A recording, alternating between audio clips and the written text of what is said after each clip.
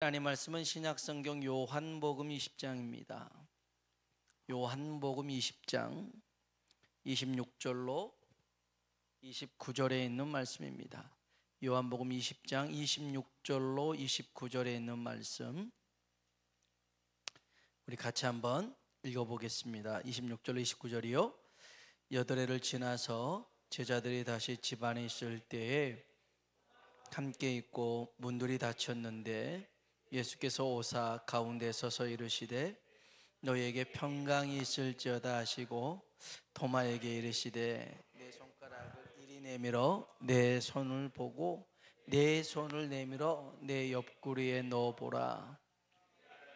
믿음 없는 자가 되지 말고 믿는 자가 되라. 도마가 대답하여 이르되 나의 주님이시요 나의 하나님이시니이다. 예수께서 이르시되 너는 나를 본고로 믿느냐? 보지 못하고 믿는 자들은 복되도다 하시니라. 아멘. 우리 한번 서로 인사할까요? 하나님의 은혜가 당신에게 임하기를 원합니다. 하나님의 은혜가 당신에게 임하기를 원합니다. 아멘. 한 번 더 하나님이 당신에게 복 주시기를 원합니다. 하나님이 당신에게 복 주시기를 원합니다. 아멘. 지난 월화 이렇게 지방에 목회자 수양회가 있었습니다. 그래서 잘 갔다 왔는데요. 오고 가는 길 제 옆좌석에는 옥수교회 올로 목사님, 최기순 목사님이 저랑 같이 이렇게 같이 탔었습니다. 연세는 80이 넘었고요. 우리 교회도 한 두세 차례 오셔서 설교하셨습니다.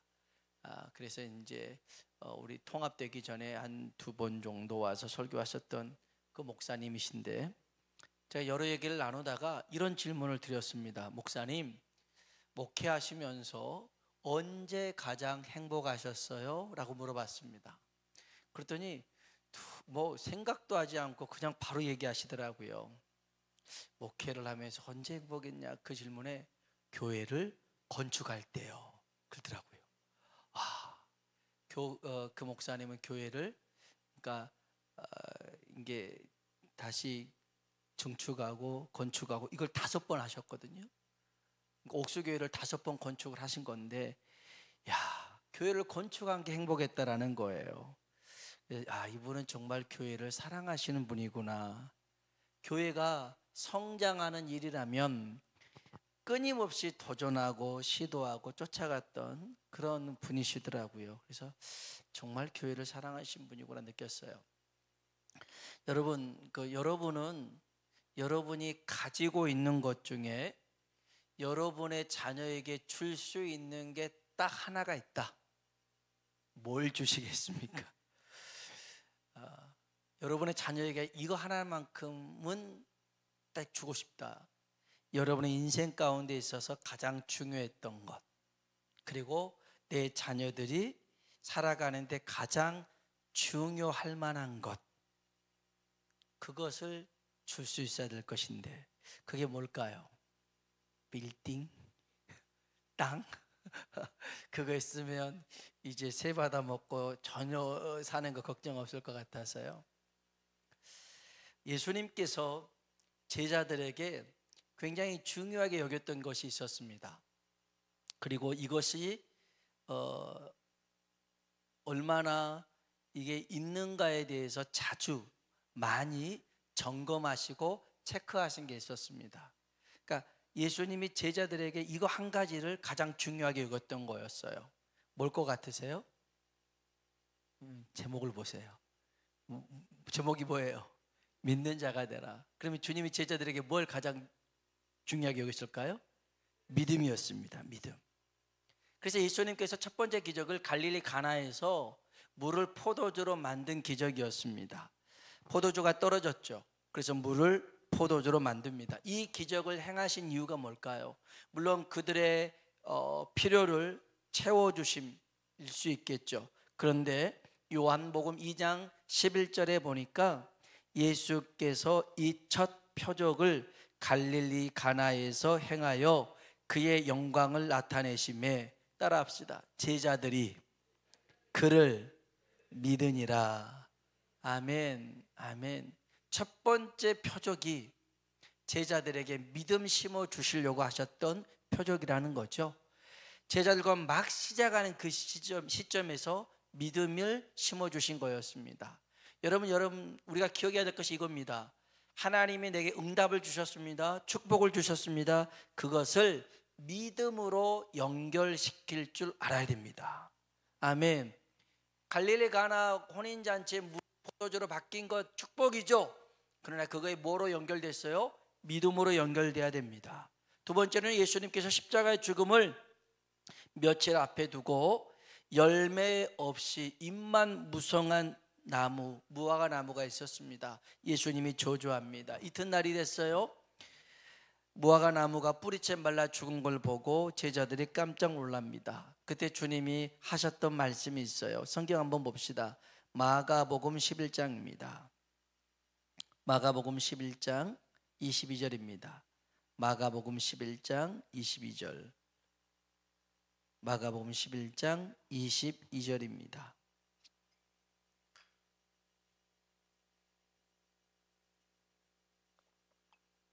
무화과 나무가 뿌리채 말랐던 것을 보고 베드로가 예수님, 무화과 나무가 정말 말라 비틀어졌어요. 그랬더니 예수님이 하신 말씀이 22절입니다. 읽어봅시다. 예수께서 그들에게 대답하여 이르시되 아멘. 따라합시다. 하나님을 믿으라. 하나님을 믿으라. 아멘. 하나님을 믿으래요. 십자가를 며칠 앞에 둔 예수님께서 제자들에게 하나님을 믿으라고 하면서 23절에 이렇게 얘기합니다. 읽어볼까요? 내가 진실로 너희에게 이르노니 누구든지 이 산더러 들리어 바다에 던져지라 하며 그 말하는 것이 이루어질 줄 믿고 마음에 의심하지 아니하면 그대로 되리라. 아멘. 믿음이 있으면 산도 옮길 수 있더라는 것입니다. 지금 예수님은 십자가 죽음을 앞에 두고도 제자들에게 믿음이 있어야 돼. 하나님을 믿어 라고 일러주고 있습니다. 세 번째입니다. 시작할 때도 믿음이었고요. 십자가 죽음을 앞에 두고도 믿음이었고요. 부활하신 예수님께서 오늘 본문에 보면 제자들을 찾아옵니다. 그래서 평안을 빌어주죠. 너에게 평강이 있을지어다. 그리고 성령을 받으라고 말씀하십니다. 그리고 나서 요한복음 20장 26절 27절에 한번 읽어보겠습니다. 오늘 본문인데요. 요한복음 20장 26절 27절입니다. 같이 한번 읽어봅시다. 여덟 해를 지나서 제자들이 다시 집 안에 있을 때에 도마도 함께 있고 문들이 닫혔는데 예수께서 오사 가운데 서서 이르시되 너희에게 평강이 있을지어다 하시고 도마에게 이르시되 내 손가락을 이리 내밀어 내 손을 보고 내 손을 내밀어 내 옆구리에 넣어보라. 그리하여 믿음 없는 자가 되지 말고 믿는 자가 되라. 아멘. 아멘. 믿음 없는 자가 되지 마라. 한번 따라 합시다. 믿는 자가 되라. 믿는 자가 되라. 아멘. 오늘 저와 여러분이 믿는 자가 되길 축복합니다. 주님은 이처럼 모든 사역 가운데 가장 중요한 한 가지를 제자들에게 믿음을 심어주려고 힘을 썼죠. 자, 믿음을 중요하게 여기신 주님께서요, 우리 믿음이 실제가 되기 위해서 말씀해 주신 게 있습니다. 그것을 오늘 저와 여러분이 기억했으면 좋겠는데, 첫 번째는 이겁니다. 여러분, 믿음은 말에 있지 않고 현장에 있습니다. 믿음은 말에 있지 않고 현장에 있습니다. 믿음이 실제가 되고 실제로 증명되는 곳이 삶의 현장입니다. 오늘 여기 있으면 우리 다 믿음이 있는 것 같습니다. 그런데 우리 믿음이 증명되는 곳은 예배의 자리가 아니고요, 삶의 현장입니다. 특별히 고난의 현장에서 믿음의 진위가 판가름됩니다. 진짜 내가 믿음이 있는지 없는지를 알 수 있습니다. 고난 당해보면 내 믿음이 진짜인지 가짜인지를 알 수가 있습니다. 평안할 때는요, 모두 다 믿음이 있는 것 같지만 예기치 못한 고난이 찾아왔을 때 내 입에서 어떤 말이 나오는가 보면 알 수 있어요. 믿음의 말이 나오는지 아니면 세상 사람과 똑같은 말이 나오는지 그거 보면 내가 믿음이 있는지 없는지를 알 수 있어요. 내가 이 문제의 고난을 헤쳐나가기 위해서 내가 뭘 하고 있는지를 보면 믿음이 있는 줄 없는 줄 알 수 있어요. 믿음의 사람은 엎드려 기도하게 되어 있습니다. 욥기에 보면 욥과 욥의 아내 얘기가 나옵니다. 가진 걸 모두 잃어버립니다. 가진 소, 양, 낙타, 그 다음에 10자녀까지 7아들의 딸 셋까지 다 잃습니다. 그리고 욥은 머리부터 발바닥까지 온통 종기가 나가지고요, 이게 가려워서 긁는데 시원하지가 않는 거예요. 옆에 봤더니 그릇 깨진, 사기 그릇 깨진 게 있어요. 그걸로 몸을 득 긁으니까 여기서 고름이 터져 나오고 피가 터져 나오고 이렇게 긁어도 시원하지가 않습니다. 그렇게 막 있으니 그 모습을 보고 욥의 아내가 이렇게 얘기합니다. 이래도 네 믿음 지킬 거냐? 하나님을 욕하고 죽어라. 하나님을 욕하고 죽어라. 욥의 아내는 믿음이 없는 거죠.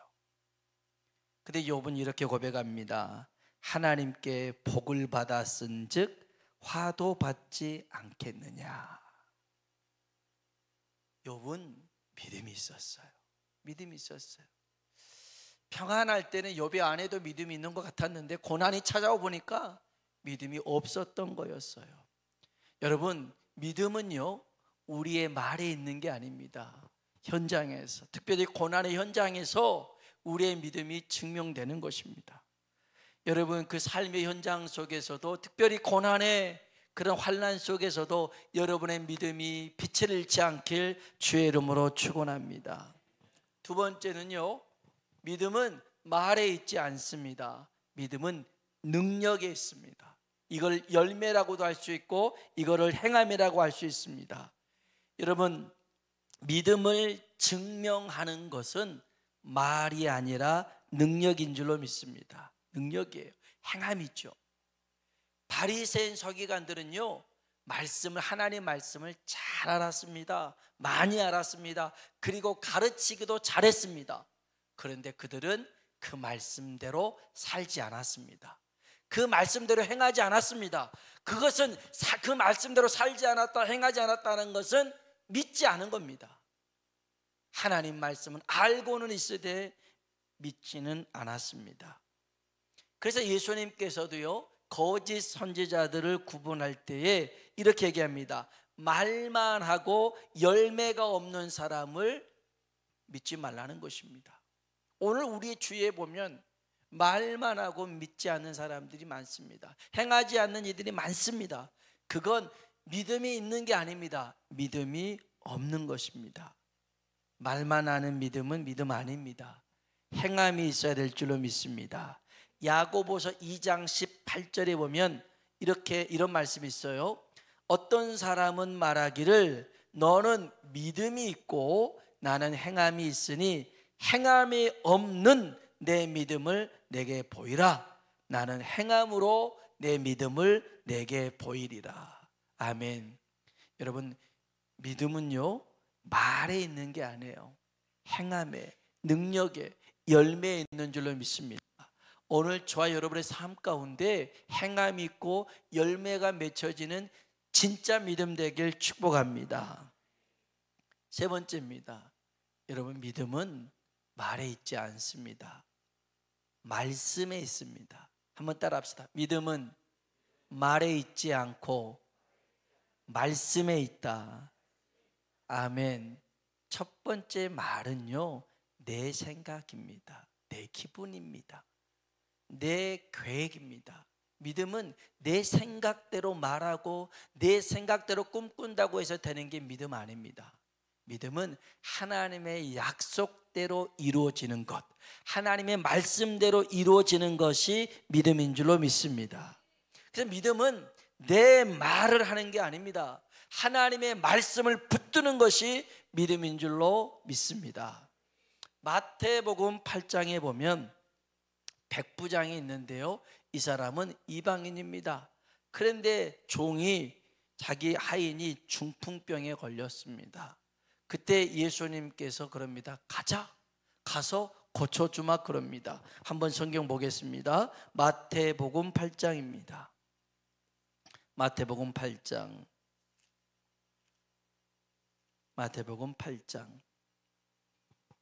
5절로 6절입니다.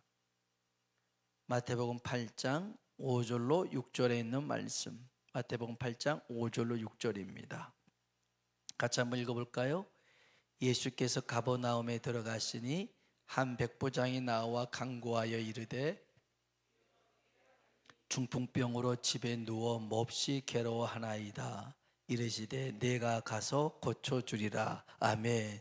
내가 가서 고쳐주리라 그럽니다. 얼마나 신이 납니까? 아니 그 능력의 예수님이 와서 내 종 하인의 병을 고쳐준다니까 어서 갑시다 예수님, 어서 갈게요. 제가 앞장서서 갈 테니까 예수님 따라오세요. 이래야 되는 게 정상 아니겠습니까? 이게 당연한 겁니다. 그런데 이 백부장은 좀 다른 반응을 합니다. 8절입니다. 8절 읽어봅시다. 백부장이 대답하여 이르되 주여 내 집에 들어오심을 나는 감당하지 못하겠사오니 다만 말씀으로만 하옵소서. 그러면 내 하인이 낫겠사옵나이다. 아멘. 집을 청소하지 않아서 집이 어지럽혀서 예수님 들어오는 것을 감당 못하는 게 아닙니다. 정말 예수님을 크신 하나님으로 봤거든요. 그 하나님이 우리 집에 온다는 것은 감당할 수가 없는 일이었어요. 그래서 우리 집에 안 가셔도요, 여기서 말씀하시면 내 집에 있는 종이 나을 줄로 믿습니다. 말씀만 하옵소서. 이 백부장은 말씀의 권세를 믿었어요. 그 다음 절 보세요. 9절입니다. 9절 읽어볼까요? 나도 남의 수하에 있는 사람이요 내 아래에도 군사가 있으니 이더러 가라 하면 가고 저더러 오라 하면 오고 내 종도로 이것을 하라 하면 하나이다. 아멘. 100명을 군사를 지휘하는 지휘관이잖아요. 백부장입니다. 위에는 천부장이 있죠. 밑에는 50부장, 10부장이 있는데 명령을 내리면 그대로 따른단 말이죠. 그러면 예수님께서 명령 내리신다면 내 집에 있는 하인의 병은 당연히 나을 줄로 믿습니다. 명령의 권세가 있듯이 예수님 말씀에도 권세가 있기 때문에 그런 겁니다. 그렇게 믿었어요. 여러분, 믿음은요 내 말이 아니에요. 믿음은 하나님의 말씀을 붙드는 것인 줄로 믿습니다. 주님이 깜짝 놀랐습니다. 세상에 이런 믿음이 다 있을까? 10절입니다. 10절 읽어볼까요? 예수께서 들으시고 놀랍게 여겨 따르는 자들에게 이르시되 진실로 너희에게 이르노니 이스라엘 중 아무에게서도 이만한 믿음을 보지 못하였노라. 아멘. 아멘. 주님이 놀랍게 여겼습니다. 깜짝 놀랐습니다. 내가 이스라엘 사람들 중에 그 누구에게도 이런 믿음 있는 걸 보지 못했는데 이방인이었던 이 백부장에게는 이런 믿음이 있구나 하고 주님이 깜짝 놀랐어요. 그러면서 13절 우리가 잘 아는 말씀, 좋아하는 말씀을 백부장에게 하십니다. 13절 읽어봅시다. 예수께서 백부장에게 이르시되 가라 내 믿은 대로 될지어다 하시니 그 즉시 하인이 나으니라. 아멘. 따라합시다. 내 믿은 대로 될지어다. 아멘. 아멘입니다. 아멘입니다. 내 믿은 대로. 그 말씀의 권세를 믿었더니 그 말씀의 권세가 역사하더라는 것입니다. 여러분, 지금도 마찬가지입니다. 오늘도 우리가 하나님의 말씀을 이런 권세로 받아들인다면 우리 가운데 치유의 역사, 회복의 역사, 또 하나님께서 삶의 문제를 해결해 주는 은혜가 임할 줄로 믿습니다. 여러분, 오늘 저와 여러분이 믿음의 사람 되길 축복합니다. 예수님이 가장 눈여겨보신 건 믿음이었어요. 그래서 병자를 고칠 때도 병자에게 병 나을 만한 믿음을 보시고 소자야 일어나라 내 믿음대로 될지어다 말씀하시는 거예요. 믿음입니다. 믿음은요, 아까도 얘기했습니다마는 여러분, 믿음은 어디서 증명되어야 되냐? 삶의 현장에서, 고난의 현장에서 여러분의 믿음이 진가를 발휘하길 축복합니다.